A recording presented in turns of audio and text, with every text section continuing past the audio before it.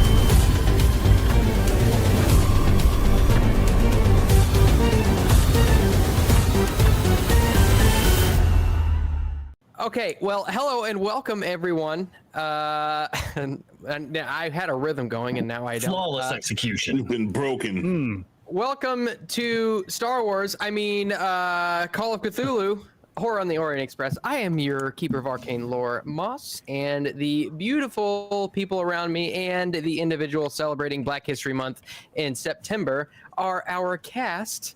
And we'll just go around and say hello to everybody and see how they're all doing. Frost, how are you this evening? I'm doing great, assuming that everyone can hear me. Well, actually, I'm doing great no matter whether or not they can hear me or not. But I'm doing great.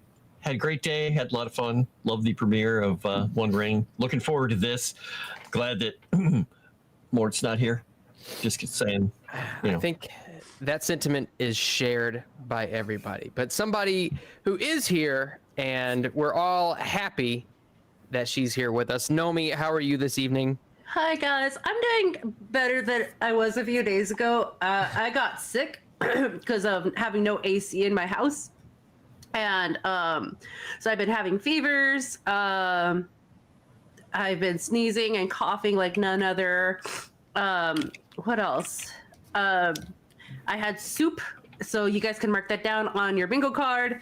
And yeah, so I like to think also that Mort got me sick last week because I caught his cooties of his ickiness and his terrible pickup lines, his way of, to sorry the women. Not me. So apologize if you hear me and I'm talking stuffy. Yeah, His Mort. mere existence is sickening. Mort is literally the worst. He's literally the worst. But you know who didn't think he was the worst and who learned quite a few lessons from him? Jimmy. Chris, how are you this evening? I don't understand what the problem is. I thought that Mort was a swell fella. I'm definitely eager to get things going. Have to do my best without Mort's guidance. His gentle hand on my back as he guides me through all the trials and tribulations of romancing Miss India. But I don't know if anybody noticed, but I do have a new configuration to my whole studio setup. You can't really see it, but if you notice any differences, I hope you like it, because it's going to be like that from now on. So thank you, and that is my presentation. Please clap. Well, speaking of configurations, I don't have anything. Chris, you left me with nothing. JT, how are you? I'm sorry that Mort put his hands on your backside there, Chris, and I'm sorry that you thought that having a glowing spiderweb hat would be a good choice for a background piece. But if it makes you happy, sir, I am glad. And I'm not sure if anyone can hear me out there, but I'm sure my sweet Siri can hear me just fine. Isn't that right, Siri, my dear? Oh, of course. Now you shut up. Mm-hmm. Perfect. Mm-hmm. Hey, Siri, go away. Okay. She just said okay. Wow. Well, we also, I don't know if you guys noticed, we also have a very special guest, Mary Jane Watson. How are you? Well, hello, everyone. After I decided that Miles Morales had to die, I decided to just come and stop by. So. Yeah, just kind of see what's going on. Is this your after deciding that Miles Morales had to die? Is this your idea of laying low? Yeah, that's exactly my idea of laying low. I mean, there can only be one Spider-Man. Having too many out there it's not gonna happen. And I figured nobody would ever look for me in Call of Cthulhu. Well, you may have a point. Although the audience is growing. Speaking of which, didn't we just hit like 3,600 subscribers on Moonskull? Yes, we did this morning. Woo! Yeah, I'm a little jealous. I know, it's crazy. You guys are you guys out in the audience out there liking and subscribing and doing your thing, licking the screens and everything. You're the wind beneath our wings, and we couldn't do all this without you. Or we could, but it wouldn't be as much fun. And we're glad that you're here with us. So, all right, but I do have I want to give out some Eureka points real quick. Because we got 8 gold memberships. Ooh, yay! Yeah. So we got nice. From Leo, we got Chrysanth ×2 for both Tabletop and Moonskull. For us, ×2. Fantastic Sarcastic, Jensen, and Darth Dave. And then we got a silver from Levistro. And we also got fan art for Clay Eldritch and Jimmy by Sassy Witch, and The Train by Daxie. We got 71 likes from last stream. 71, guys. 71. Oh, we were so close. Thank you. We're so close. We needed like one more? Yeah, we needed one more. I know what it is. Is that the chat's full of edgelords, and they're like, nope, no more likes. But it was 2 more over on something else. Yeah. So I see how it is, chat. I see how it is. You don't want to help these guys. You want them to die. We also got comments from last stream. 58 total. So good work on that, chat. In total, we've got 10 Eureka points to Sevi and Nomi, 11 Eureka points to Frost, JT, and Chris, and 1 to me. So I will use it very wisely. Thank you, chat. And another big thanks that we got to give out is that to Sirenscape. So if you hear any music, sound effects, or fart noises, you can thank Sirenscape for 2 out of the 3 of those. I'll let you decide which 2. But if we shout them out on stream, they don't copyright strike our channel for using them on stream, and we think that's pretty freaking awesome. All right, did I miss anything? Am I getting better at this whole host thing? Yes, I'm gonna swoosh. No. You definitely suck less. Okay, well, I'll take that. I'll take suck less as opposed to suck more. That's better. All right, well, obviously the red hair was a wig, but in case anybody was freaking out. Yeah. Did anybody need it? Did anybody need any hints as to whether or not that was a wig? You guys need to out yourselves right now. Oh, all right. Where'd the red-haired lady go? Who is she? She was found out. They came to grab her. Skynet came to grab her. I don't know how Skynet and Spider. You know what? I want to design a one-shot. Spider-Man versus the Terminators. The party is going to be Terminators, and the big bad is going to be Spider-Man. So mark that down. That's going to be, that's going to be. I'm 100% down for that. That's actually not. That's kind of a cool idea. Actually, I totally do that. And I like it. Can you make the bad guy Miles Morales? No, that's racially insensitive. You know, Moss, Miles Morales really pushes my buttons. Yes, that's what makes it great. And speaking of pushing buttons, I'm going to go hit that like button right now like the rest of you should. Because when you have friends and you want them to succeed, you want to push the like button on all their damn streams and leave comments. That's damn right. Damn on right. all your friend streams. Damn. That sounds weird. We are 3 away from 36, FYI. Yeah, I was just to say we're at 33 right now. Mm-hmm. Come on in, everyone. Thank you, Gino. He said he actually liked the red hair. All right. So when last we left off, actually, before we get into that, Simping Slytherin sent $40 to give Sevi 2 Eureka points. I'm sorry, 4 Eureka points because it came through Streamlabs. So thank you, Simping Slytherin. Not from me, but I'm just thanking you on behalf of Sevi and the channel. Oh, that's right. Sevi's back now. It's no longer Mary Jane. Got it. Yes. No, this is this Gwen Stacy? Is that who you're playing now? Sure. Gwen Stacy was blonde, right? Yes. Anywho, Sure. when last we left off, you all had kind of asked around about, had anybody seen what had happened to Miss Cavallaro? And you also investigated the mysterious murder of one Ennio Spinola, the auto manufacturer worker, who is also a socialist. I don't know if you guys knew that, but he's also a socialist because everybody in these times was either a socialist or a fascist. There's no in between. And then finally coming back to your hotel, well, first of all, Mort got a spike in his drink. He had a terrible, terrible dream, which was obviously beyond description, and then played a fateful game of what's that game? Russian roulette. And with that, Camellia left him to rot in the alley. But I did take the tickets. Yes, you did take the tickets, and he was a little bit flabbergasted that you would have the audacity, but you did it anyway. He said he wanted to play Russian roulette and he wanted to get handcuffed, so this Mort was very resilient. 2 of us tried to kill him and he lived. I know. Yeah.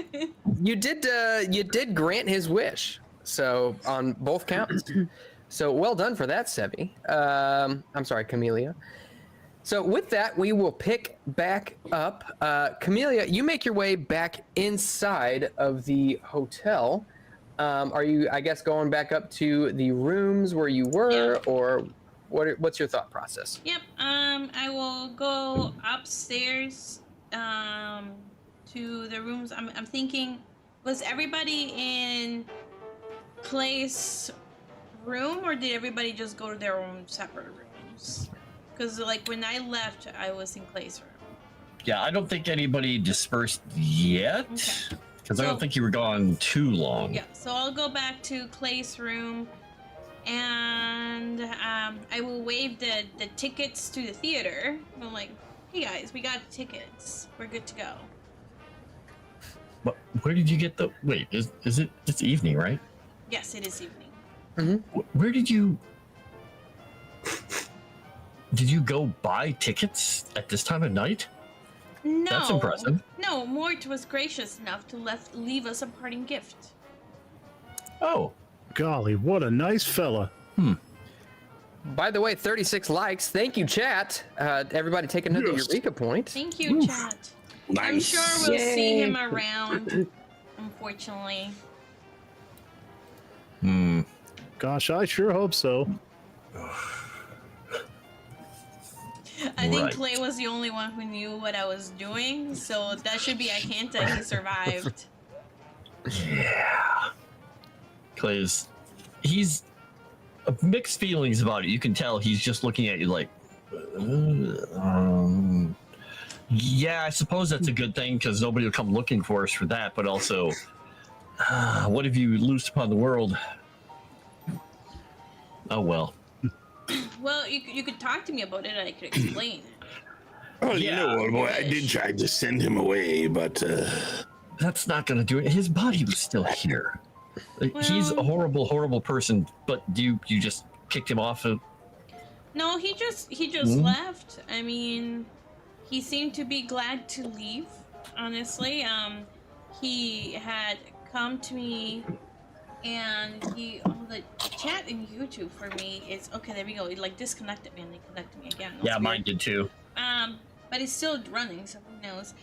So yep. He had come to me and he had said that he wanted to play the Russian roulette game. Thankfully, he did just fine. The odds were to his favor. Unfortunately, we lost. But he did give me the tickets as a thank you, and he said that he was very glad to have met all of us, and that he hopes to see Jimmy specifically later. So I don't know if you guys made plans for something, because he seemed to be very adamant about meeting up with you later. Jimmy, old boy, read books with him. I doubt he made plans with India. I'd love to. Oh. Chad is not convinced of my life. How are you feeling? You've been through some things recently, haven't you? Who are you talking about? Oh, you mean me, Mr. Gore? You toothless boy.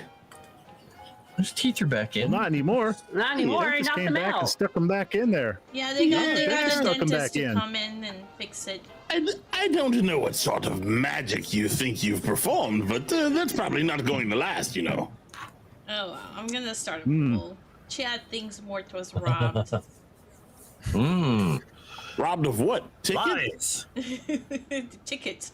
Camellia would not rob The only thing anybody. he was robbed of was not dying. Yeah. Our mobster girl robbing someone in the back alleys of Milan? Camellia would never stoop to that level. Oh my god. I certainly didn't try to rob him. In fact, I gave him a gift.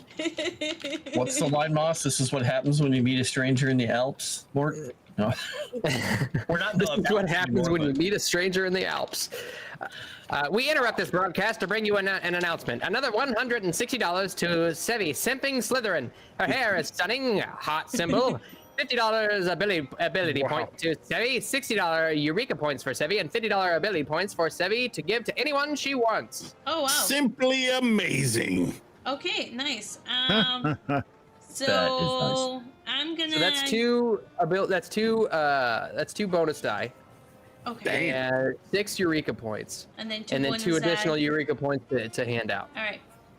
Two additional bonus die. Sorry. Okay, I'm gonna give 1 bonus die to Frost. And I'm gonna give 1 bonus die to JT. Ooh, I've always wanted one of those. Thank you. So Clay is going to, after that, we have the tickets. He's just going to say, so before we bed down for the night, I'm assuming some of us are going to sleep. He looks over at Eldridge, knowing that Eldridge is probably going to be up all night reading books. Do we think I would bother to look back at you, but I'm reading a book. Do we think that we are going to need to stake the place out all day tomorrow? Or do we have other things that we need to accomplish? Because supposedly this is going to happen. Well, the way I look at it, old boy, the most important thing is the most important thing. Unless there's something else important, we should definitely put the bulk of our efforts into that one thing, don't you think? I was starting to sound like someone else there for a moment, and I backed away from it real quick. You didn't go over the edge. I got the poll running.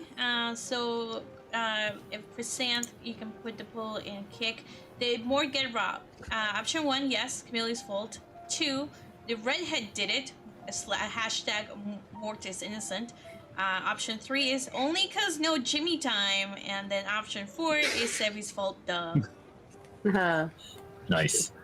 Something's wrong when a poll doesn't blame Marudai in every one of the categories. Rigged. I want to hear Moss say hot symbol again, or whatever he said. Hot symbol. It's just like Get the hot symbol. Hot Wow. symbols. Get your hot symbols here. I like it. But Okay, yeah. Well, then it sounds like that's what we're going to have to do. I just feel like there's something else that we're going to be missing here with the murder, but we couldn't find anything else, and that table disturbed me. No, because If I mean, you I think want, what we found out on the murder is just that I don't remember. I don't think we got much. No, and the thing that disturbed Clay the most was the table again, because we've seen things sort of like that, like in the ship's hold, and Oh yeah. it bothers me quite a bit. If you They seem to be everywhere. if you're trying to fish through your memory for clues, Yes. you are able to give me an idea roll if you'd like. Gonna do it, and I'm gonna use one of those fabulous new Eureka points that I got. Idea roll. Hey, it's a good thing I used it. Nice. I Okay. will do it too, just for the hell of it. Okay. Even though he succeeded, but that's good. Yes, I like but what if I get a really good success and I get nothing for it? That will make me happy, Moss. It'll go in bingo. Well, I certainly didn't, so you go right ahead, sir. You, my friend, have blanked. I was reading a book. Mind farted. However, Clay, you seem to recall the name which was on the crates inside the warehouse, which was Motorwork. yep, Flavio Machine Parts. And that was the warehouse that we found the stuff in. It belonged to those people. Correct. You're asking if you would assume that the warehouse belongs to the people who had that brand on the crates. Exactly. Yep. It's me, Flavio. Is there anything else to be gained by investigating the Motorworks tomorrow morning? You would guess that you had. You would guess that you had probably exhausted all the clues through there, but I would bring to mind. Let me get this back up here. Let's see. Where are you at? We're getting digging deep here, chat. We're finding all the clues in the cobwebby recesses of our brains. Moss, how do I regain sanity, by the way? They are either rewarded at the end of scenarios. You can have somebody perform a successful psychoanalysis on you. I might be able to do there's a that couple for different you. ways. I have. But Never mind. you- Psychoanalysis I have is 1. I can still No. Let me do it. I'm the intern. At the remembrance of the name of Flavio, your mind is transitioned back to this handout which you were given previously. Okay. So he was the one that everybody's like made a complete recovery. Was the life of the party. So this was that guy. Okay. So this is what has been nagging me, because I was like, they did something really specific here. And I think this is what it was. I think that when they switched someone, I think they may have stolen this person's visage. Ooh, they've gotten Flavio, did they? Yes, because that's why he made a miraculous recovery. Yes.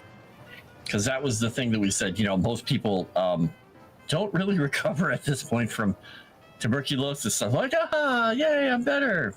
Tuberculosis, Huh. yeah. Yeah, So- I just yeeted it off the cliff. I'm fine now. That's right. You're right. So the newspaper clipping says he was a welcome face. He had been unwell in the recent months due to tuberculosis. I'm assuming tuberculosis at that time was not something that could be fixed or cured. Not easily. It was clearly a much serious complaint. He made a full recovery and was the life of the party. This kind of, you're right. This is kind of like similar to what we saw when we were on the boat, right? With the guy. Drunken fat man Yeah, and no longer drunken fat man. Yeah. Taft, wasn't it? The Yes. company were He did have a entertained. name, you're right. The company were entertained by selections from the week's opera Aida, as performed by the members of the cast. Does this mean that the woman we were looking for was also there, or just her other cast members? It was just You you would guess that it was just the other cast members. think these other people's names here are of somewhat importance? Are they in on it, or this Rosario Sorbello person? I think we should talk to them tomorrow at the theater, Yep. Tochi, Serenity, Susco. and maybe we'll be lucky enough to see Flavio there. Right.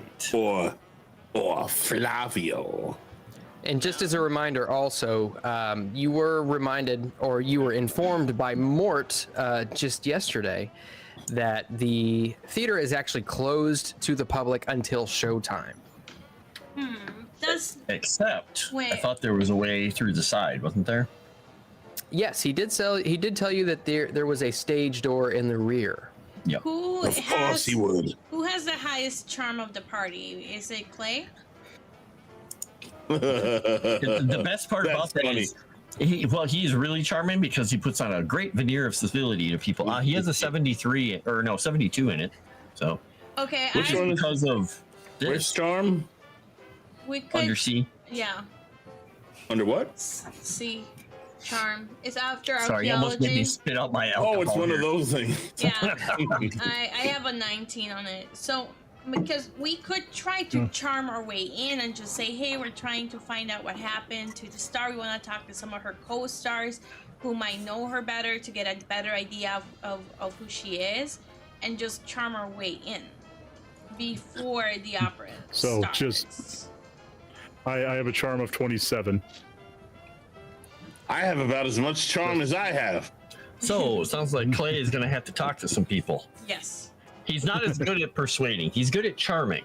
Okay, Now, you- persuade, I think, is something you're better at. Yeah, I have 96 in persuade. So I think you charm Yeah. or persuade. We can try this. He's like, okay, I'm going to have a drink before we go then tomorrow, too. Well, you know, for those fellas, I can intimidate them. Yeah. I'll stick Clay I'll stick my dog Jimmy on them. He'll drive just anyone turns crazy. and looks and says, if we're talking Arf, about arf, Mr. intimidating, G. I think I could do that pretty well.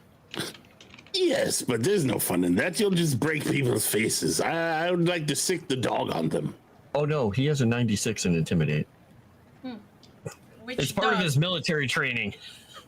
Just Grr. growls. The girl, you know, the one who slapped people.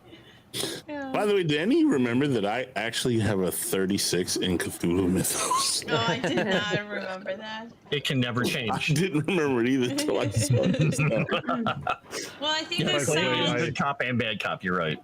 I think this sounds like a really good plan for tomorrow. We can definitely do it before they open. In any event, they can't open without her unless they have an understudy, which might be good to talk to anyway.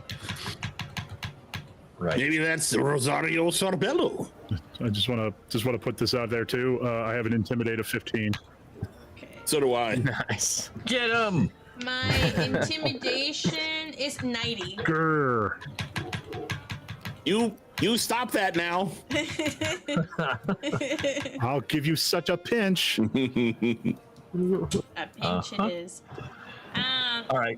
Clay's just gonna stand up and start taking his Why am shirt I off and screwed? say, "All right, everybody should probably go to bed." Oh, Is the 36. place? No, I have to go pick up my gun and the licenses. If anybody wants to come with me, they can. Otherwise, I will go alone and then Is the place that the aria needs to be saying that? Is it the theater, or it has to be a different place, Moss? It's in the theater. It's in the theater. Okay, all right. So I'll just go pick up my guns. And I'll be back. I'll come with you, Miss Camellia. Awesome. Let's go, Jimmy. Are you cheating on me, Jimmy? Just kidding. Jimmy's just grateful for a chance to get away from India. Wow. India was going to say, I'm coming soon. Jimmy's just like, He's in trouble. I don't have enough teeth for the rest of this trip. I don't got much teeth left.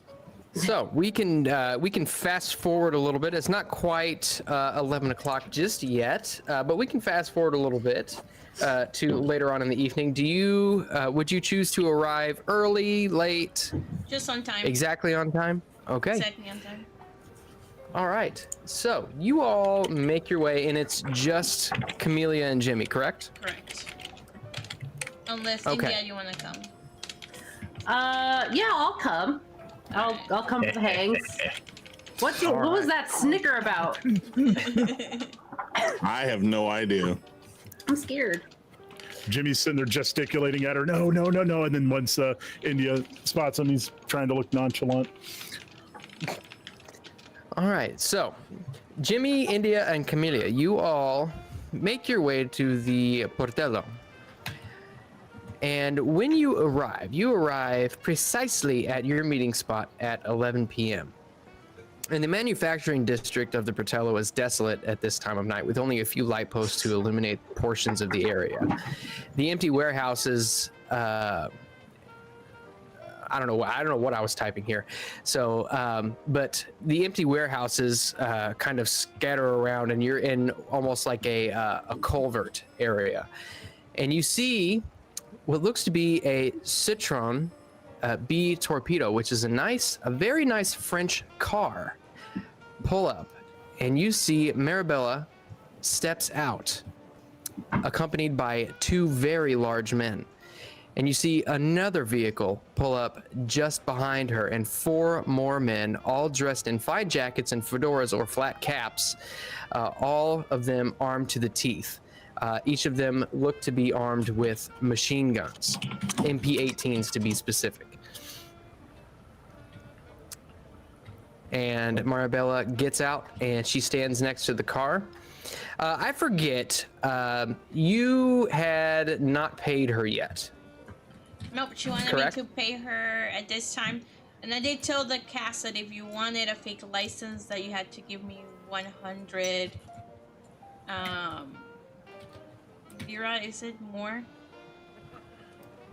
For me to pay for them. Or no, it was, I think it was 100 US dollars, so it would have been another 500 lira. So 100 US dollars. So JT said he wanted a fake license. Clay doesn't need them. So Jimmy, if you need one, I need $100 from you. How about 720 francs?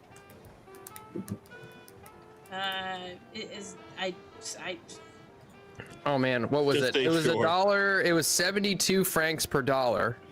A pound is $5.72 francs. So 72 francs is $5. So 720 francs is $50.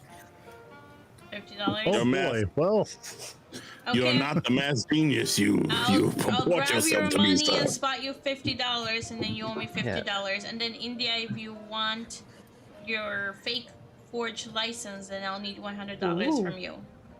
Okay, here you go. Okay. So just make sure to deduct it from your inventory, and I will walk towards Maribella. I will say good evening. Okay. You see one of the guards that stands in front of her. As soon as you start walking, he holds his hand up in front of you as if to signal to stop.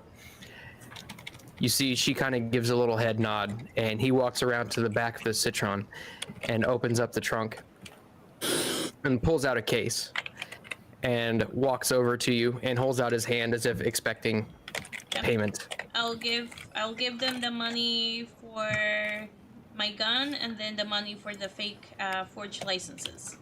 So 1, Okay. 3, 4. So he opens it up, inspects the inventory, makes sure it's all there, closes up the case, and hands you your inventory. All right, thank you.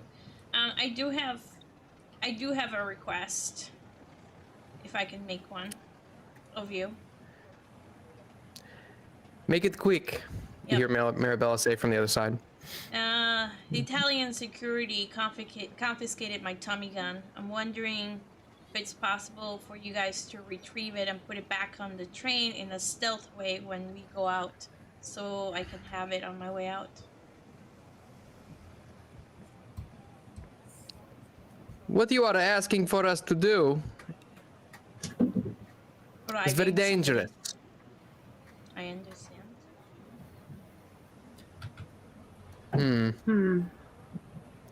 Go ahead and make a, I guess make a persuasion roll, or I would say you could do probably a credit rating roll as well if you want.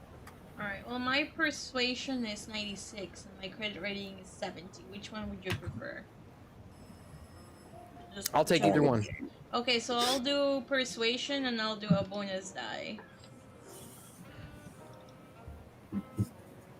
All right. I basically got a 33. My hard success is 48. Extreme success is 19. So I got a hard success. Okay. She says, we will do this one pro bono. But we do expect you to cover the cost of the bribes. Of course. It's, I think we can persuade the polizia for 200 lira. Okay. How much is that in dollars? That'd be about $50. Okay, I'll pay No, it. that ain't right. It's, what was it again, Frost? It was like 5 lira to $1. So it's like $40. Yeah, I think it's 5 to 1. I will give her $50 for the trouble. You see her minion grabs the money and walks back over to Marabella. She looks at the money and makes sure it's all there. And she says, "It was a pleasure doing business with you. Give my regards to the family." Will do. Thank you. And I'll walk away. All right. So with that, you've got all of your possessions there. Yep. Let's see. So once I get to Yeah, the that went hotel, I will. about as smoothly as I could have expected. Once I get to the hotel, I'll give the forge license to That guy. Gore, to Jimmy, and to India Maria, so they have their forge licenses. Yay! Okay. While you're on your way back to the hotel, you actually hear the sound of singing. What? You guys hear that? Well, it's not me. We should investigate. What? If you want, you can give me a listen roll for those of you who hear it. My listening is incredible, so I'm gonna go ahead and roll that. Are you sure you listened to more? Yes, I got 40. I know, that's why it was so 40 awesome. is a Extreme hard success. Oh my god, say it was Jamie got an extreme extreme success. Damn. Okay. Let's So- see. Because He didn't say it was tempered. He just said it was incredible. Oh man. Well, you can the sound of singing. However, Camellia and Jimmy, you specifically recognize the sound of this voice as, and this Sirenscape doesn't make any sense. I will fix that as soon as I can. But you specifically hear the sound of Aida and the particular voice of Caterina Cavallaro echoing down the streets. Golly, that sounds like them birds we were supposed to be looking for.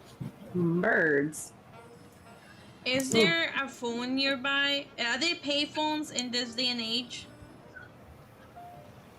Term I learned from Mort. That's a good question. I don't think so. Google time. Google.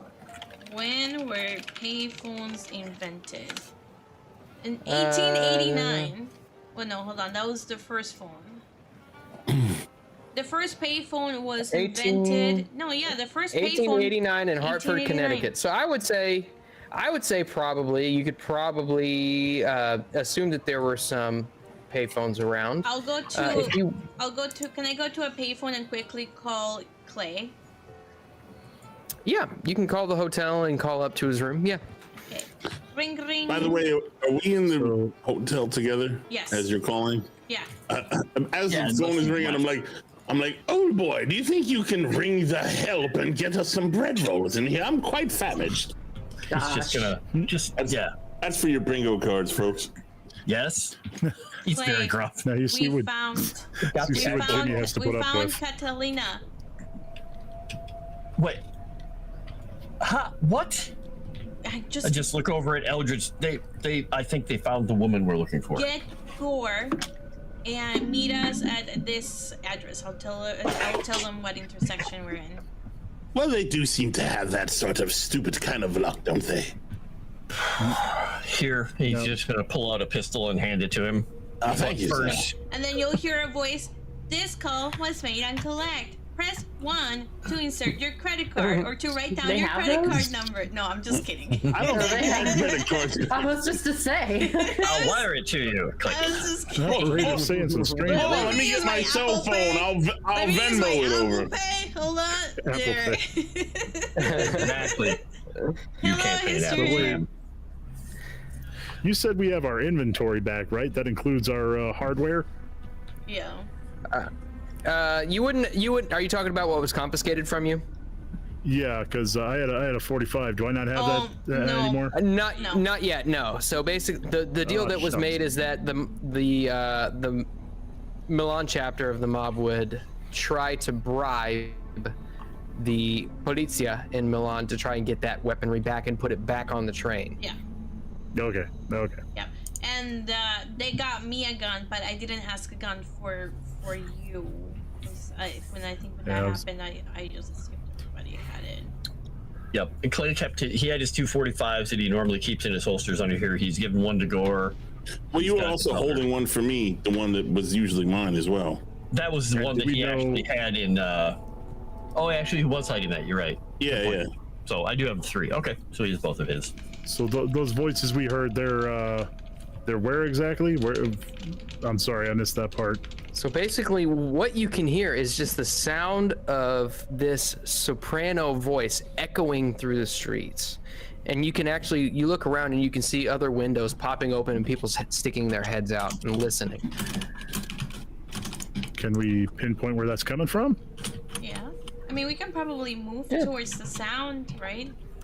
Yeah, you can move towards where you think the sound is coming from. I would say go ahead and give me either a track or navigate roll to see if you can find out where this is at. Are you all waiting for the rest of the party to get there? Yeah, we are. Sure. Okay. So track or navigate. Maybe I'll just sort of, from where I'm standing, see if I can pinpoint where they're at, or at least the direction where it's coming from. So I'll go ahead and roll track for that. I'll use a Eureka point.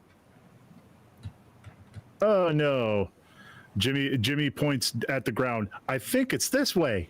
No. I will do it too. I'll use a bonus die. Let's see, track and navigate are both at 10, so it doesn't really matter. I'm gonna click on track. Wish me luck. Nope. Fuck, got a 95 Oh, on both. wow. Damn it. That's incredible. Who is this person? I don't know, man. I know, seriously, what? This is not good. Check her skin. She might have been replaced. No, put the red wig back on. The Simps are Wait, upset. check her hair. I was gonna say, The simp gods are upset. put the wig back on. They don't recognize you. It's time to put my... Okay, buddy? Okay, so strangely, this voice is just continuing to echo through the streets of Milan. By the time you all make it to each other, you hear it kind of fading away. It is getting to the end of the Aida. So, did anybody succeed? Let's see. No. India, did you want to go ahead and make a either navigate or track roll? And anybody else? Anybody else who wants to try it as well. A navigate or a track roll. Let me look for that real quick. 1-800 select remains operational. Does it now? Is track a thing? Yep, there's track and there's navigate. It's at the very. Track is at the very bottom. I mean, I've been lucky with these Found rolls. it. Something could happen, right? 88. Dang it! I'm just like You know, good. like pulling the die and making it roll. That would be one of them. There you go. Can I use navigators too, Moss? Fuck. No, you can only use one I'm of going to you attempt to can- navigate Okay. with the bonus die because I got that lovely bonus die. I have almost no skill in it, but we're going to try. We're going to hope beyond hope. Okay. Gandalf rune. Yes. Please do it. Ah, dang. What Well, happens failed. if you push a tracking roll? I mean, get lost. I'm in the car with him. I would say probably I'll come up with some sort of a punishment if you fail it. Oh my god, no. Well, I don't like being punished. Yeah, you might track the wrong thing. Or other people might show up Oh, instead. don't give him ideas, Sevi. Hush. No, that's what Chet said.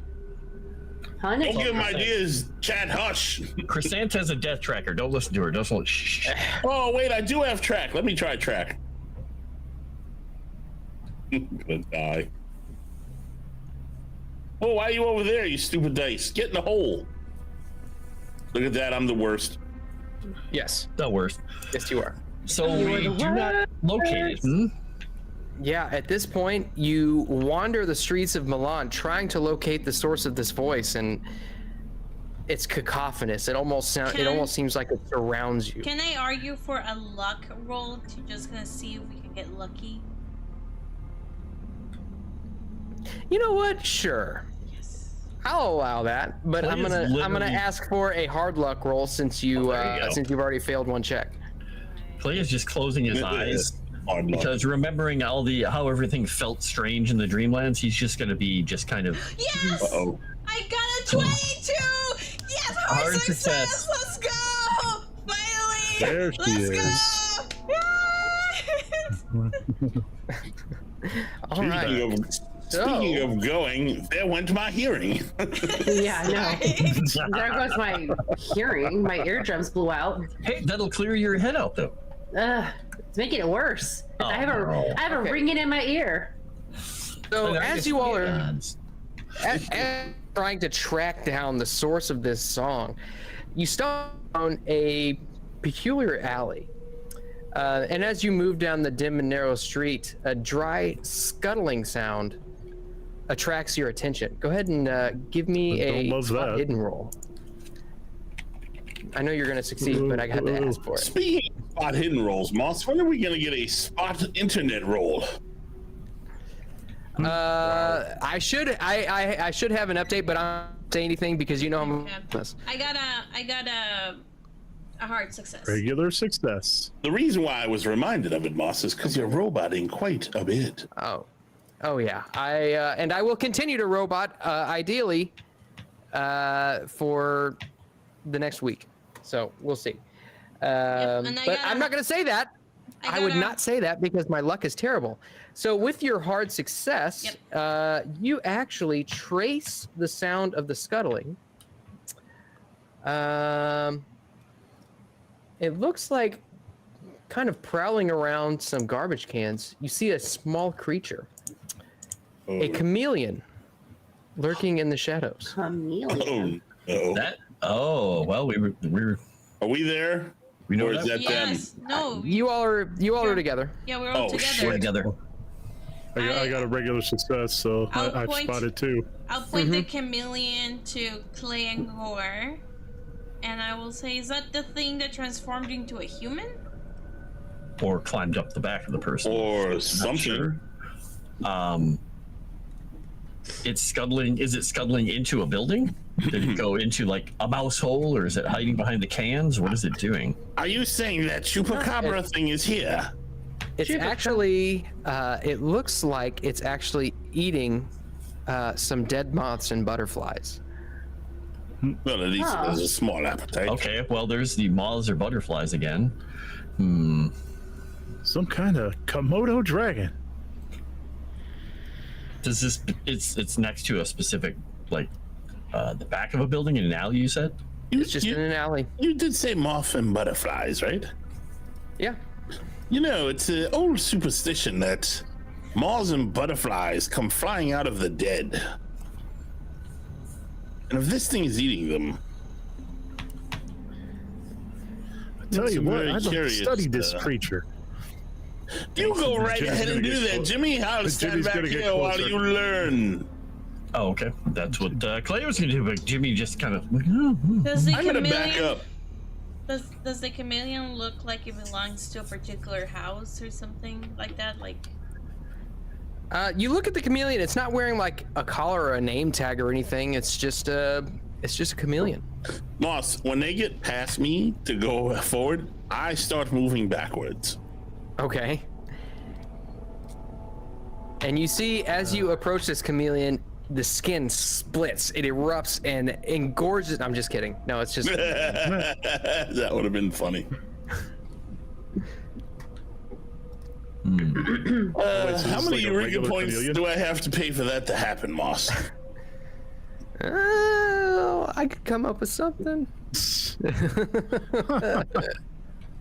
But that would drive a wrench through. That would put a stick in the spokes of the bicycle of this narrative. So, Fine. He's still I thinking guess about no. just a science roll, perhaps. what are you trying to figure out? Jimmy's just trying to study it. He's a curious lad. He's curious about the world. Okay, natural world, I would say. Okay. Let's see. Small Natural world. There it is. And because that's so low, I'm gonna give that I'll say, hope you boost that with a my Eureka 10. point. Nope. Well, okay, no, yeah, just 1 point over. In fact. I see no roll. Oh, there it is. Sort of. Oh, that's a fail. Would you like to spend 8 of your spend 47 8? luck to succeed? You know what? Yeah. Do it. All right. The more luck you spend, the more likely you are to increase it. That's a great way of looking at it. That's perfect. That You is gotta a spend luck way. to make luck. That is a way. Take luck. Okay. So yeah, I spend 8 of my 47 luck. Okay. So you know that chameleons are noted for being able to change the tone and hues of their skin to blend in with their environments. They also have a very fast tongue, which is able to prick flying insects out of the air. Oh, golly, Miss G, science sure is great. Go on, boy. This Science.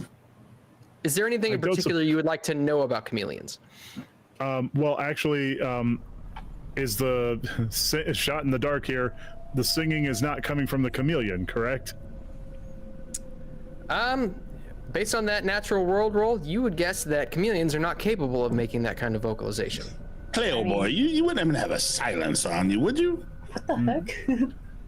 A karma chameleon. No, I don't. Well, that's a shame. Well, I would assume that chameleons are not native to this place, so this must belong to somebody. And I'm gonna try to pick it up. Okay. Oh, You see, as you go down to pick it up, it finishes off what was left of a moth, and you see it slowly puts its foot on your hand and begins climbing its way up your arm. And you notice that you don't feel its footsteps as your left arm is just tingling, pins and needles. that the same arm? Yeah. Okay. I'm getting that funny feeling again, gang. But just be clear. What funny feeling? Which one? Someone did it knock out your teeth. No, it ain't the feeling like when I'm around Miss India. It's when we found that arm. Okay. Look at his arm. To be fair, this still move it, right? Yeah, you can still move it, but this has been a consistent numbness, and Okay, so it's not feeling anew. Yeah, this isn't new, but this is, you haven't really interacted with much with it, and so the feeling never came back. Oh, geez, the feeling never came back. I'm sorry. Wait, he hasn't had feeling in his arm for weeks. Oh, I'm sure he's had a lot of use of it. Hello, howdy there, stranger. Feels like you beat me to it. Favorite book. What's your favorite book? All right. Stranger in a strange hand. So this thing is climbing up his arm just slowly, like chameleons do, then I'm assuming. Mm-hmm. Clay's gonna look. Is there a window nearby that it could have come out of, or? The windows nearby, you look around and there are windows in this alleyway that lead out with, you see there are clotheslines that go from window to window, all filled with sheets and clothes, but the windows from which they come are all closed. So many innuendos, so little time. You cold little fella? Jimmy's gonna tuck the lizard into his coat. There's a fun fact from Daxi. They did actually mass produce and sell a, quote, Karma Chameleon home telephone after a popular TV advertisement. This was very popular with the Rainbow Coalition. Whee! Or advert, as Daxi in his UK speech says. Not his freedom speech. On the telly. I guess look around the rest of this alley to see if there's another way in to any specific building. I'm not sure. I can't really track a chameleon, I don't think. Here that might be. No, this alley is, you'd guess, is probably like 5 feet wide. It's not really wide enough to fit a car into. And you look around and you see it doesn't look like there are any doors in this alley. Okay. While they're looking ahead, I'm looking behind me, Moss, for anything hidden watching us or any sort of bad news on the horizon. Because I'm starting to get that feeling again, and I don't like it very much. So I will roll a spot hidden, if you will. Yeah, go ahead. Regular success, nothing special. Okay. As you kind of turn behind you and look back towards the street, you see out of the corner of your eye a faint mist gathering low towards the ground, and as soon as you make eye contact with it, it